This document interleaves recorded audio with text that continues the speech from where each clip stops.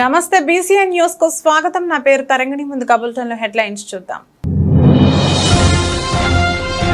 కోట పట్టణంలో వెలిసి ఉన్న శ్రీ శ్రీ శ్రీ కోటమ్మ తల్లి ఆలయంలో అంబలి చలివేంద్రాన్ని ఏర్పాటు. శ్రీ షిరిడి సాయి అక్షయ సేవా సమితి ఆధ్వర్యంలో ఈ అంబలి చలివేంద్రాన్ని ఏర్పాటు చేసిన నిర్వాహకులు.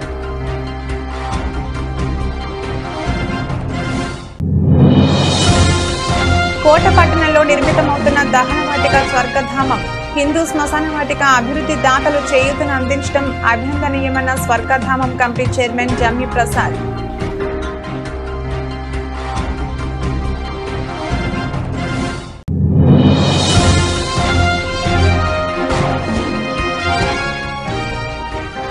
వైఎస్ఆర్ కాంగ్రెస్ పార్టీలో ఎలాంటి గౌరవం లేదనే పార్టీ నుంచి తప్పుకుంటున్నా తెలిపిన సీనియర్ నాయకులు దువ్వూరు మధుసూదన్ రెడ్డి. తిరుపతి జిల్లా కోట మండలం కోట పట్టణంలో వెలిసి ఉన్న శ్రీ శ్రీ శ్రీ కోటమ్మ తల్లి ఆలయంలో అంబలి చలివేంద్రాన్ని ఏర్పాటు చేశారు. చిల్లకూరు మండలం తూర్పు కనుపూరు గ్రామంలో గత 4 రోజులుగా జరుగుతున్న శ్రీ శ్రీ శ్రీ ముత్యాలమ్మ తల్లి జాతరలో భాగంగా భక్తులు కోటలోని శ్రీ కోటమ్మ తల్లి అమ్మవారిని దర్శించుకునేందుకు అధిక సంఖ్యలో హాజరయ్యారు. ఈ క్రమంలో ఆలయానికి వచ్చే భక్తుల కోసం ఉదయం నుంచి సాయంత్రం వరకు శ్రీ షిరిడి సాయి అక్షయ సేవా సమితి ఆధ్వర్యంలో ఈ అంబలి చలివేంద్రాన్ని ఏర్పాటు చేశారు. అమెరికాకు చెందిన సమ్మిడి రాజశేఖర్ రెడ్డి, రాధికారెడ్డి దంపతుల దాతృత్వంతో ఈ అంబలి చలివేంద్రాన్ని శ్రీ కోటమ్మ తల్లి ఆలయ ప్రాంగణంలో ఏర్పాటు చేయడం జరిగిందని శ్రీ షిరిడి సాయి అక్షయ సేవా సమితి అధ్యక్షులు అల్లం రమణయ్య తెలిపారు. ఈ మేరకు ఈ కార్యక్రమానికి హాజరైన శ్రీ కోటమ్మ తల్లి ఆలయ ధర్మకర్త నల్లపరెడ్డి జగన్మోహన్ రెడ్డి, లక్ష్మీ కవితమ్మ దంపతులు అంబలి చలివేంద్రాన్ని ప్రారంభించారు. భక్తులకు అంబలిని అందజేశారు. ఈ కార్యక్రమంలో ఆవులు సుబ్బయ్య, వెంపులూరు బాబురావు, పన్నగ సాయి ఉన్నారు.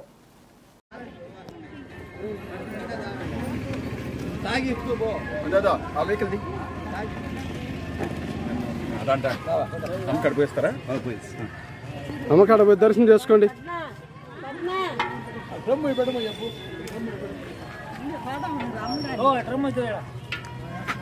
డ్రమ్ములు వేయండి. అబ్బా రమ్మ రా రా రా రండి రండి రండి.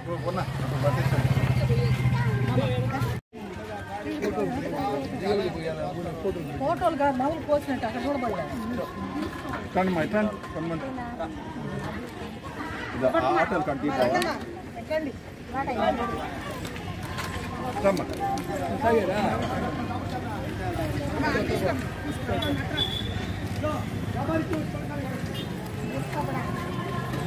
నిలబెట్టి కింద అడుగు పని నిలబెట్టి సార్. నేను ఒక 2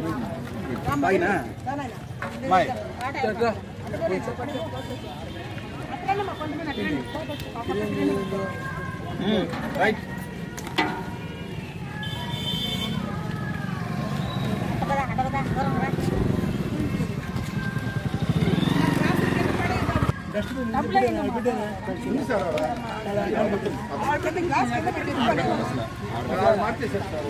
తిరుపతి జిల్లా కోట పట్టణంలో నిర్మితమవుతున్న దహనవాటిక స్వర్గధామం హిందూ శ్మశాన వాటిక అభివృద్ధి దాతలు చేయూతను అందించడం అభినందనీయమని స్వర్గధామం కమిటీ చైర్మన్ జమ్మి ప్రసాద్ అన్నారు.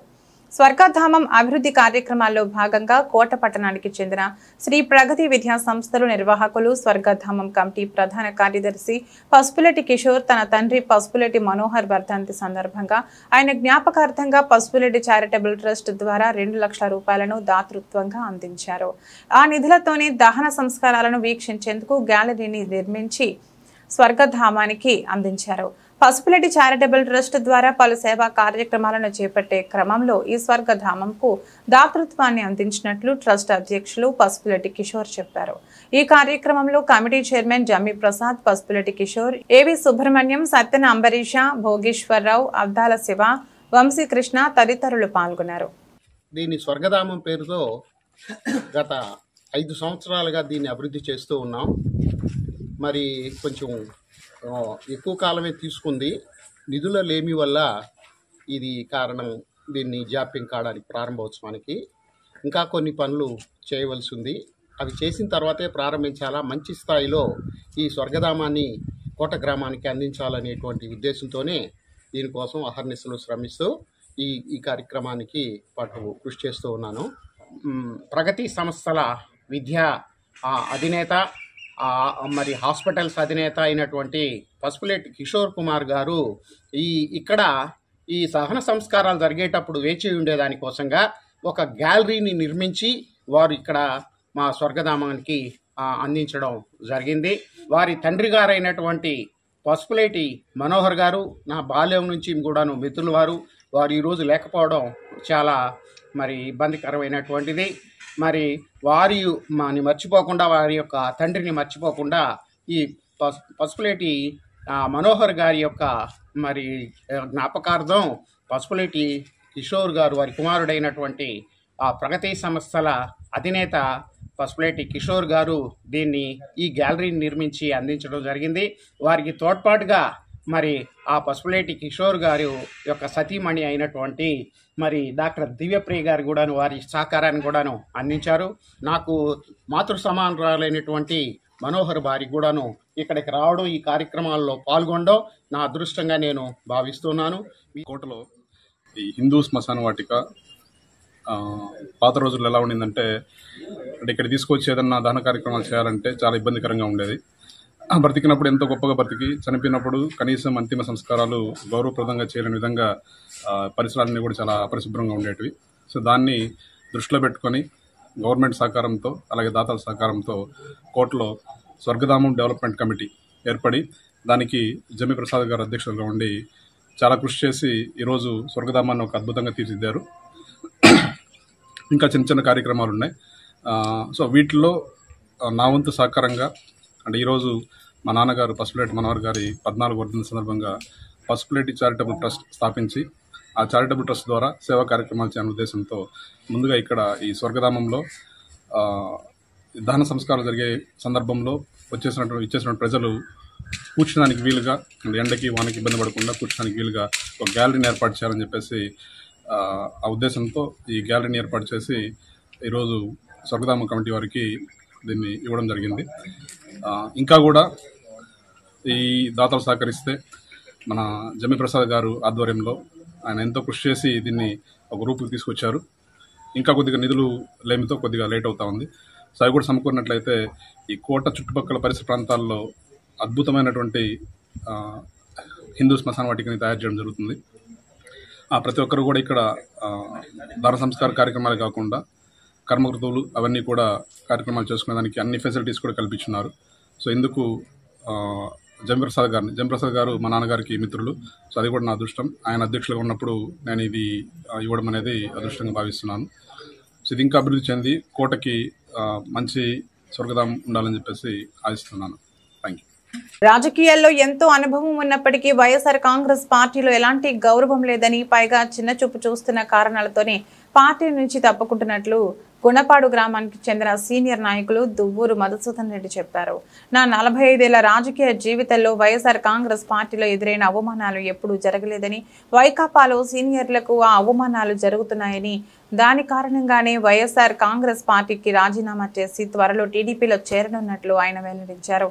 మధుసూదన్ రెడ్డిని టీడీపీ నాయకులతో కలిసిన మాజీ శాసనసభ్యులు పాసం సునీల్ కుమార్ టీడీపీలోకి రావాలని మధుసూదన్ రెడ్డిని ఆహ్వానించారు. ఈ సందర్భంగా మధుసూదన్ రెడ్డి మాట్లాడారు. గడిచిన 5 ఏళ్లలో తిరుపతి జిల్లా చిట్టమూరు మండలం గుణపాడు గ్రామంలోని స్వర్ణముఖి నది నుంచి ప్రభుత్వం దగ్గరుండి ఇసుక కాంట్రాక్టర్లకు ఇసుకను కట్టబెట్టారన్నారు. ఇసుక రవాణాను అడ్డుకునేందుకు ఎంతో పోరాటం చేశామని, అధికార పార్టీలో ఉండి కూడా ఏమీ చేయలేని పరిస్థితుల్లో ఉన్నామన్నారు. అందరికీ నమస్కారం.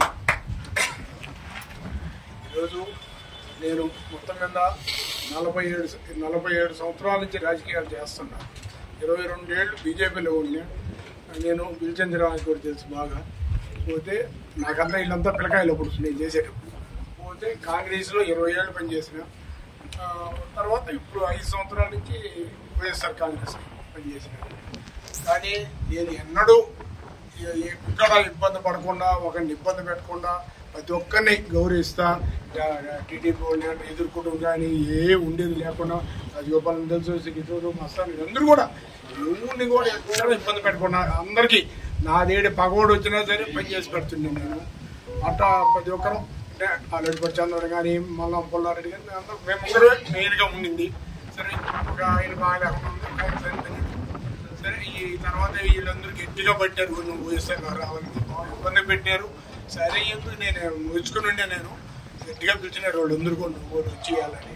సరే ఏదో పై లెవెల్లో తిరిగిపోతానన్నా కూడా నేను ఇష్టపడలేదు. నాకు అంత దూరం అవసరం లేదు, నేనేదో జనార్దనుడితో తగ్గు పెట్టుకుని వచ్చిన నేను ఏమన్నా చేస్తాను. శ్యామయ్య కూడా పిలిచినాడు, రానా నేను జగన్మోహన్ రెడ్డి తీసుకొస్తాను, నాకు అంత దూరం అవసరం లేదు, ఏదో వాకాడు జనార్దనుడితో తగ్గు పెట్టుకుని వచ్చినాను కాబట్టి అన్నే నేను పరిపాకంతోనే ఉండాను కాబట్టి అందుకని జనార్దనుడి తగ్గు ఉండింది కాబట్టి జనార్దనుడి కొడుకు తెడి చేస్తానని చెప్పి ఆ రోజు గౌరవంగా చెప్పిన అదే ప్రకారం భారీగానే చేరినాము.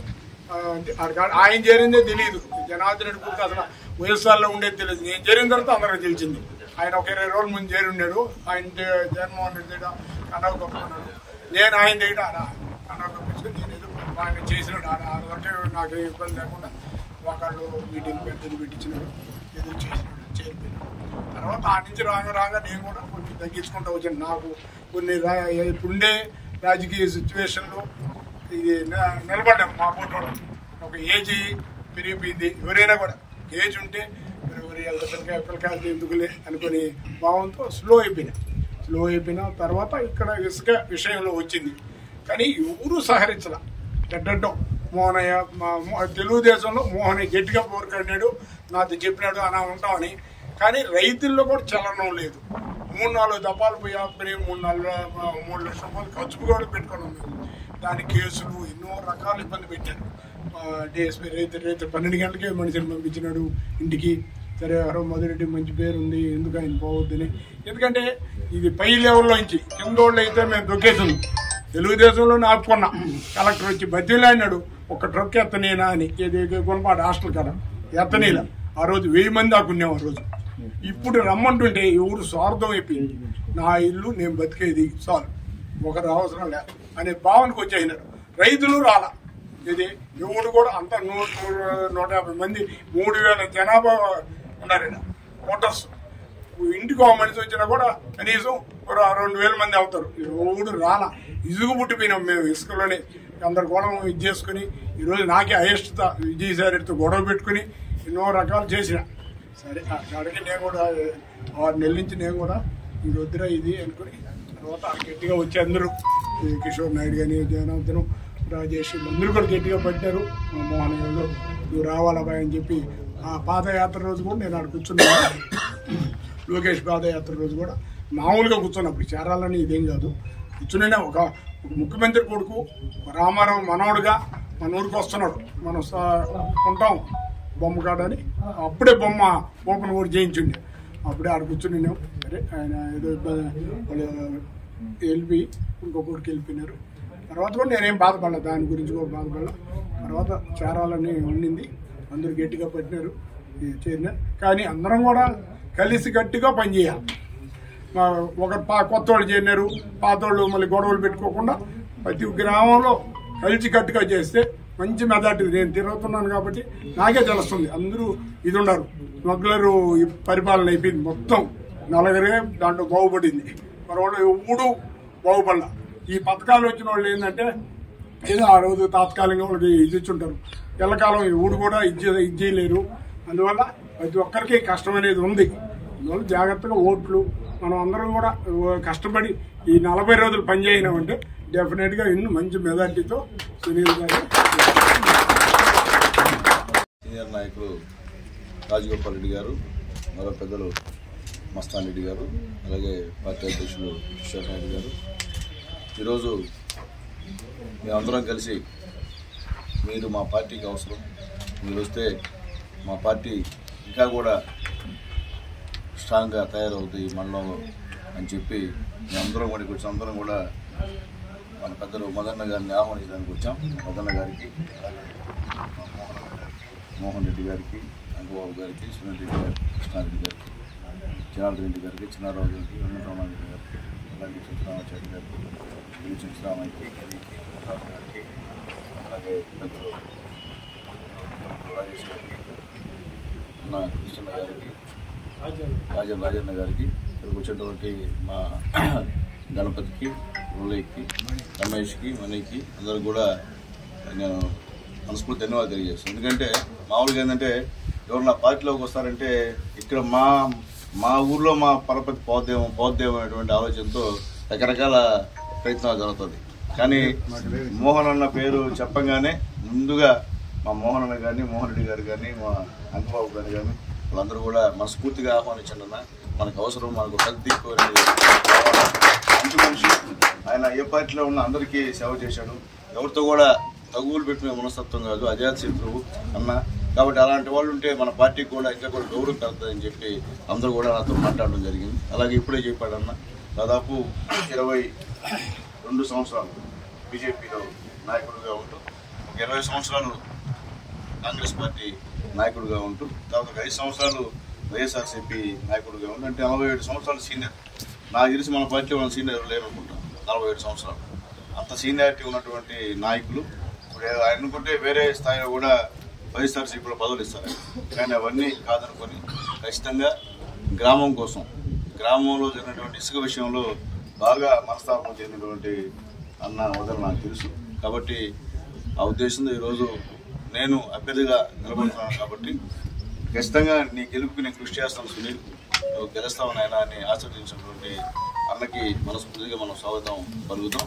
అలాగే రాబోయే రోజుల్లో అన్న గౌరవానికి ఏమాత్రం చిన్న భంగం కూడా వాటిల్లో కూడా మేమందరం చూసుకుంటా ఉన్నా. నేను ఒక్కనే కాదు, మా పార్టీ నాయకులు అందరూ వచ్చారు మీకోసం, అందరూ చూసుకుంటారు. మీ సంగతి తెలుసు కాబట్టి, అందరూ దగ్గరగా చూశారు కాబట్టి, మీరు అందరూ తెలుసు కాబట్టి అట్టే చూసుకుంటాం. అట్లాగే అన్న రాకతో ఇంకా కూడా కోటమండలంలో కూడా పెద్ద పెద్ద ఫ్యామిలీస్, రాజకీయ ఫ్యామిలీలో కూడా మన పార్టీలోకి త్వరలో వచ్చేటువంటి అవకాశం ఉందని చెప్పి కూడా ముందు చిట్టమూరు నాయకులు చెప్తున్నా. ఇప్పుడు గౌరీ తెలియదు, మీకు కూడా చెప్తున్నా. అన్న మొట్టమొదట ఇక్కడ చిప్పమండలంలో బోని కొట్టిన తర్వాత నెక్స్ట్ వాకాటు మండలంలో కూడా పావులు కదిపే పరిస్థితి ఉందని చెప్పి తెలియజేస్తూ, వీళ్ళందరూ వస్తే ఖచ్చితంగా ఇక్కడ తెలుగుదేశం పార్టీ గెలవడం ఖాయం. ఎంపీగా వరప్రసాద్ గారు కూడా గెలవడం ఖాయం. ఎందుకంటే సర్వేలో కూడా తిరుపతి పార్లమెంటు టైట్ పొజిషన్కి వచ్చాము. అంటే ఖచ్చితంగా కష్టపడితే గెలిచేటువంటి పరిస్థితి, ఖచ్చితంగా దాంట్లో మాట్లాడలేదు. కాబట్టి ఇక్కడ శాసనసభ్యుడిగా నన్ను, అక్కడ ఎంపీగా డాక్టర్ వరప్రసాద్ గారిని ఇద్దరిని గెలిపించుకుంటే మనకి పనులు ఉంటాయి. ఎందుకంటే ఇక్కడ మనం రాష్ట్రంలో ఉంటాము, ఆయన కేంద్రంలో. ఉమ్మడి నెల్లూరు జిల్లా నాయుడుపేట పట్టణంలో భారతీయ జనతా పార్టీ నాయకులు బైక్ ర్యాలీ చేశారు. కూటమి సుస్థిర ప్రభుత్వ ఏర్పాటుకు కృషి చేస్తుందని రాష్ట్ర ప్రధాన కార్యదర్శి దయాకర్ రెడ్డి ఈ సందర్భంగా తెలియజేశారు. బీజేపీ తిరుపతి ఎంపీ అభ్యర్థి వరప్రసాదరావును ఆదరించాలని పిలుపునిచ్చిన ఆ పార్టీ నాయకులు దయాకర్ నాయుడుపేటలోని పార్టీ కార్యాలయంలో మీడియా సమావేశం నిర్వహించారు. అనంతరం ఎంపీ అభ్యర్థి వరప్రసాద్ మాట్లాడుతూ ప్రధాని మోడీ ఆధ్వర్యంలో చేసిన దేశ అభివృద్ధి నమూనాకు ఆకర్షితుడనై బీజేపీలో చేరానని తెలిపారు. టీడీపీ బీజేపీ డబుల్ ఇంజిన్ సర్కార్తోనే రాష్ట్ర అభివృద్ధి సాధ్యమని వరప్రసాద్ ధీమా వ్యక్తం చేశారు. రాబోయే ఎన్నికలలో తన ఆశీర్వదించి ఎంపీగా గెలిపించాలని వరప్రసాద్ ఓటర్లను విజ్ఞప్తి చేశారు. ఈ దేశంలో ప్రారంభించబడింది. పార్టీ ఆవిర్భవించిన రోజు నుంచి ఈ దేశంలో ఇంతింత ఒటుడింత అన్నంతగా 2 ఎంపీ స్థానాల నుంచి 2019 సంవత్సరంలో 303 ఎంపీ స్థానాలతో వరుసగా రెండోసారి కూడా అధికారాన్ని కైవసం చేసుకోవడం మీరందరూ కూడా చూశారు. మరి 2024 సంవత్సరంలో నరేంద్ర మోడీ గారు ఈ దేశ ప్రజలందరికీ కూడా ఒక విన్నపాన్ని చేశారు. ఏదైతే కాశ్మీర్లో 370 అధికరణ రద్దు కోసం పోరాడినటువంటి శ్యామప్రసాద్ ముఖర్జీ యొక్క స్ఫూర్తితో ఈ దేశంలో భారతీయ జనతా పార్టీకి 370 సీట్లు ఇవ్వాలని, అదేవిధంగా ఎన్డీఏ కూటమికి 400 సీట్లు లక్ష్యంగా ఈరోజు ఈ దేశంలో భారతీయ జనతా పార్టీ పనిచేస్తూ ఉంది. దానిలో భాగంగా ఆంధ్రప్రదేశ్లో కూడా తెలుగుదేశం జనసేన పార్టీలు కూడా ఎన్డీఏ కూటమిలోకి చేరడం, ఈ రాష్ట్రంలో అభివృద్ధి చెందడానికి, ఈ రాష్ట్రం అభివృద్ధి చెందడానికి మరింత చేరువుగా ఈ కూటమి పనిచేస్తుందని చెప్పేసి మీకు అందరూ కూడా తెలియజేసుకుంటా ఉన్నాం. ఈ యొక్క కూటమిలో భాగంగా ఈ రాష్ట్రంలో భారతీయ జనతా పార్టీ 6 ఎంపీలు 10 ఎమ్మెల్యే సీట్లలో పోటీ చేస్తూ ఉంది. దానిలో భాగంగా తిరుపతి పార్లమెంటు స్థానాన్ని కూడా రాజకీయాల్లో అనుభవం కలిగినటువంటి వ్యక్తి, పరిపాలనలో తాను ఐఏఎస్ ఆఫీసర్గా ఉన్న రోజు తనకంటూ ఒక చెరగని ముద్ర వేసుకొని ఈ రోజుకి కూడా తాను పనిచేసినటువంటి ప్రాంతాల్లో ప్రజలందరూ కూడా గుర్తుపట్టే విధంగా పనిచేసినటువంటి వ్యక్తి శ్రీ వరప్రసాదరావు గారిని భారతీయ జనతా పార్టీ అభ్యర్థిగా కేంద్ర నాయకత్వం కూడా ప్రకటించడం జరిగింది. గతంలో తిరుపతి పార్లమెంటు సభ్యులుగా వారు గెలిచి తిరుపతి పరిధిలో అనేక అభివృద్ధి కార్యక్రమాలు వారు చేసినటువంటి పరిస్థితి ఉంది. చిన్న గ్రామాల్లో ప్రజలకి కూడా వారు నేరుగా అందుబాటులో ఉంటారనేటువంటి పేరు కూడా ఈ తిరుపతి పార్లమెంట్లో ఉంది.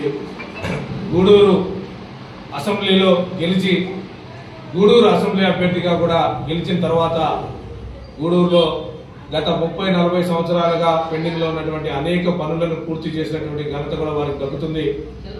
సో వారి ఆధ్వర్యంలో మరొకసారి తిరుపతి పార్లమెంటుని గెలిచి కేంద్రంలో ఏదైతే నరేంద్ర మోడీ గారు 370 సీట్లు లక్ష్యంగా పెట్టుకున్నారో ఆ 370 సీట్లలో తిరుపతి పార్లమెంటు కూడా ఒకటిగా ఉండబోతా ఉందన్నటువంటి విషయాన్ని మీకు అందరూ కూడా తెలియజేసుకుంటూ మరొకసారి ముచ్చటగా కేంద్రంలో ఎన్డీఏ ప్రభుత్వం రాబోతా ఉంది. నరేంద్ర మోడీ గారి ఆధ్వర్యంలో వరుసగా 2024లో కూడా ఎన్డీఏ ప్రభుత్వం రాబోతా ఉందని కూడా మీకు అందరూ కూడా తెలియజేసుకుంటూ ఈ యొక్క ప్రెస్ మీట్లో నాతో పాటు పెద్దలు డాక్టర్ రంగనేని కృష్ణయ్య గారు మాజీ జిల్లా అధ్యక్షులు ఉన్నారు, చెంచి కృష్ణయ్య గారు సీనియర్ నాయకులు ఉన్నారు, సుందరరావు గారు ఎస్టీ మోర్చా నాయకులు, బాంధవయ్య గారు ఇద్దరు కూడా ఉన్నారు. ఇప్పుడు మరిన్ని విషయాలు పెద్దలు వరప్రసాదరావు గారు మనకి వివరిస్తారు. బులెటిన్ ముగించే ముందు హెడ్లైన్స్ మరొకసారి. కోట పట్టణంలో వెలిసి ఉన్న శ్రీ శ్రీ శ్రీ కోటమ్మ తల్లి ఆలయంలో అంబలి చలివేంద్రాన్ని ఏర్పాటు. శ్రీ షిరిడి సాయి అక్షయ సేవా సమితి ఆధ్వర్యంలో ఈ అంబలి చలివేంద్రాన్ని ఏర్పాటు చేసిన నిర్వాహకులు.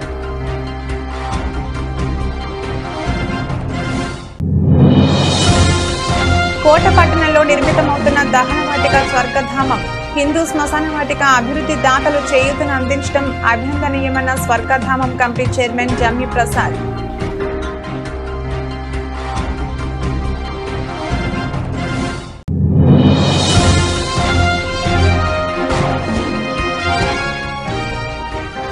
వైఎస్ఆర్ కాంగ్రెస్ పార్టీలో ఎలాంటి గౌరవం లేదనే పార్టీ నుంచి తప్పుకుంటున్నా తెలిపిన సీనియర్ నాయకులు దువ్వూరు మధుసూదన్ రెడ్డి.